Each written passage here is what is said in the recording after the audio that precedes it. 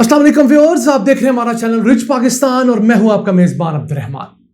आइए नजर डालते हैं आज की दो इंटरेस्टिंग न्यूज पर।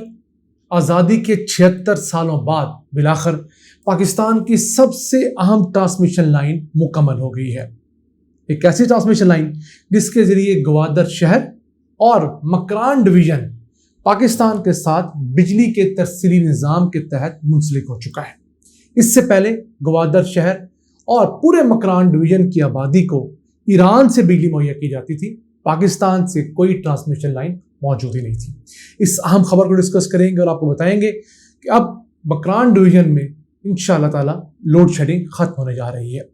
जबकि आज की दूसरी खबर, खैर पख्तूनख्वा हुकूमत ने 2020 में टूरिस्ट को प्रमोट करने के लिए, उनको सपोर्ट करने के लिए टूरिस्ट फैसिलिटेशन हब नाम की एक हेल्पलाइन शुरू की थी 1422। इसके तहत टूरिस्ट फ़ोन करके तमाम मालूमात ले सकते थे, हादसात का पूछ सकते थे, जो है वेदर अपडेट्स वो ले सकते थे, ये तमाम चीज़ें पूछ सकते थे। तो अब आपको बताएंगे कि 2 साल के अरसे में कितने हज़ार कॉल्स इस नेटवर्क ने मौसूल की और उससे क्या फ़ायदा हुआ है, ये प्रोग्राम के दूसरे से डिस्कस करेंगे। पहले चलते हैं मकरान डिवीजन, जो 3 अजला पर मुश्तमिल है। एक ज़िला गवादर, दूसरा ज़िला केच और तीसरा पंजगूर ज़िला। इन 3 अजला की आबादी इस वक्त तकरीबन 20 लाख है। यहाँ पर ट्रांसमिशन लाइन, बिजली का कोई नेटवर्क मौजूद नहीं था।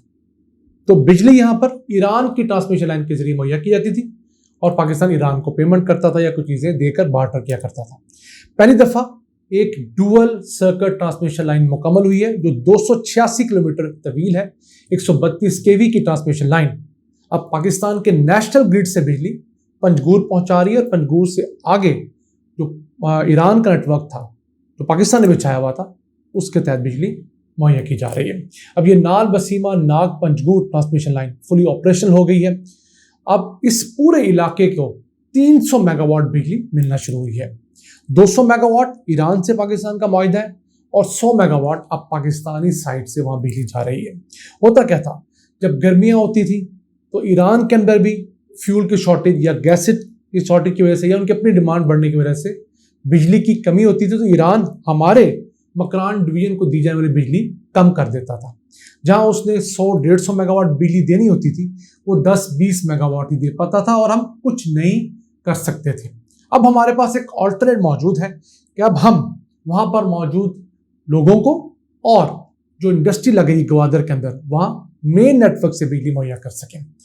तो 150 मेगावाट बिजली का शॉर्टफॉल ऑन एवरेज गर्मियों में चलता था मकरान डिवीजन को, वो बआसानी पाकिस्तान नेटवर्क के जरिए मुहैया की जा सकता है और हमारे 20 लाख मकरानी भाई, मैं समझता हूँ ये गर्मियाँ निस्बतन बेहतर गुजारेंगे, बशर्ते पाकिस्तान के पास कोयले खरीदने के पैसे हों या गैस खरीदने के लिए पैसे हों।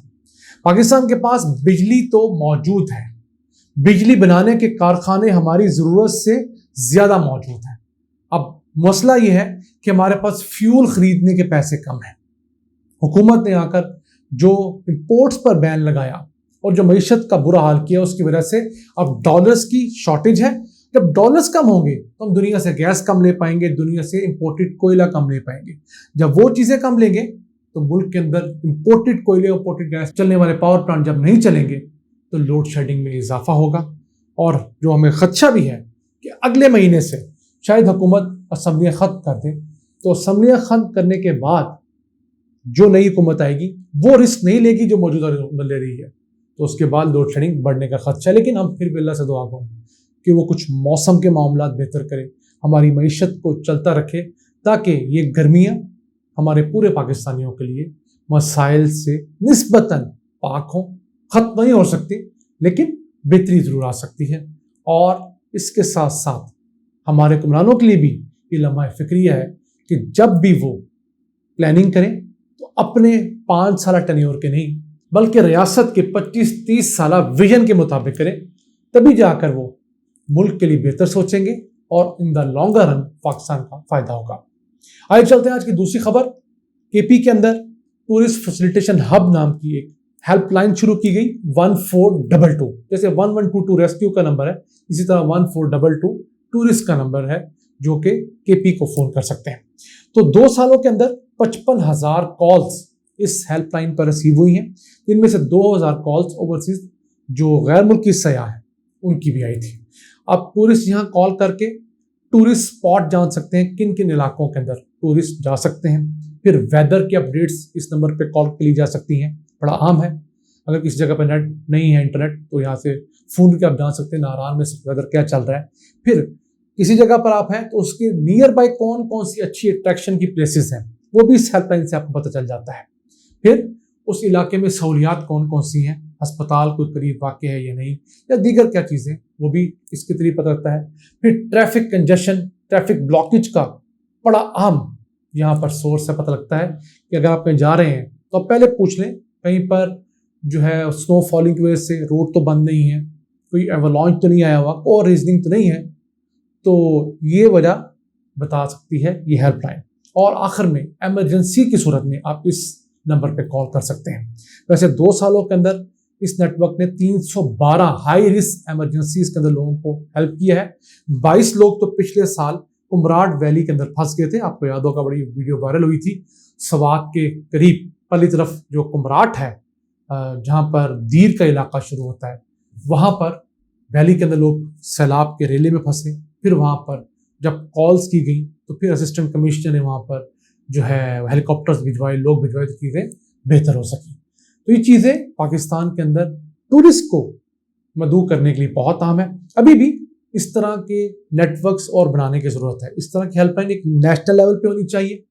उसके बाद हमारे होटल्स, मोटल्स और उनकी कोई एक बुकिंग और एक जगह पर क्राइटेरिया तय होना चाहिए, ताकि कोई भी टूरिस्ट अगर आता है तो उसे पता लगे कि इस इलाके के अंदर इतने होटल्स हैं, इतने खाली पड़े हैं, इतने बुक्ड हैं, उनमें क्या क्या फैसिलिटीज़ हैं, और फिर लोगों के रिव्यूज़ क्या हैं उन होटल्स के बारे में।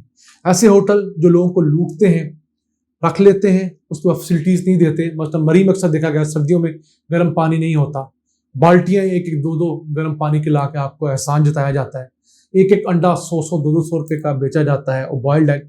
तो जो होटल्स इस तरह की मारामारी में शामिल होते हैं उनसे मुतालिक बैड रिव्यूज़ जब आएंगे, अच्छे होटल से मुतालिक गुड रिव्यूज़ आएंगे, फैसिलिटीज़ से मुतालिक टूरिस्ट अपनी फीडबैक देंगे, तो आहिस्ता आहिस्ता निज़ाम भी बेहतर होगा और वो होटल मालकान भी मजबूर होंगे कि वो चीज़ें स्ट्रीमलाइन करें।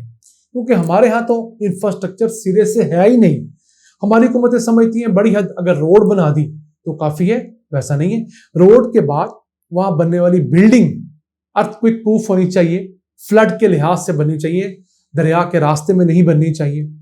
और उसके बाद उसके में जो फैसिलिटीज़ हैं, गर्मियों के अंदर एसीज होने चाहिए, सर्दियों के अंदर हीटर होने चाहिए, इलेक्ट्रिक हीटर होने चाहिए, गैस की ऑप्शन होनी चाहिए। तो ये तमाम चीज़ें, तमाम नेटवर्क जब हम डेवलप करेंगे तभी जाकर हमारा वो ख्वाब शर्मिंदा ताबीर हो सकता है, जिसमें हमारी ख्वाहिश है कि जैसे स्विट्ज़रलैंड में लोग टूरिज्म के लिए जाते हैं, पाकिस्तान भी हैं, लेकिन स्विट्ज़रलैंड जो भी टूरिज्म के लिए जाता है उसको पता है मैंने एक दफ़ा बुकिंग करवा ली, एक लाइन हमने ले ली, तो किसी किस्म की टेंशन नहीं आएगी। जबकि पाकिस्तान में जिसने टूरिज्म के लिए जाना है उसके पास एडवेंचर के ऑप्शन तो बहुत है, लेकिन हैसल फ्री टूरिज्म अभी भी हमारे यहाँ मरी तक भी मुमकिन नहीं है। हम उम्मीद करते हैं हमारी हुकूमतें हैसल फ्री टूरिज्म को सपोर्ट करेंगी ताकि हम लोकल भी जाके टूरिज्म कर सकें और बाहर से भी लोगों की बड़ी तादाद आए। नाज़रीन, ये था आज का एपिसोड। मैं उम्मीद आपको पसंद आया होगा। अपने मेज़बान अब्दुल रहमान को इजाज़त दीजिए। अल्लाह ने के पास।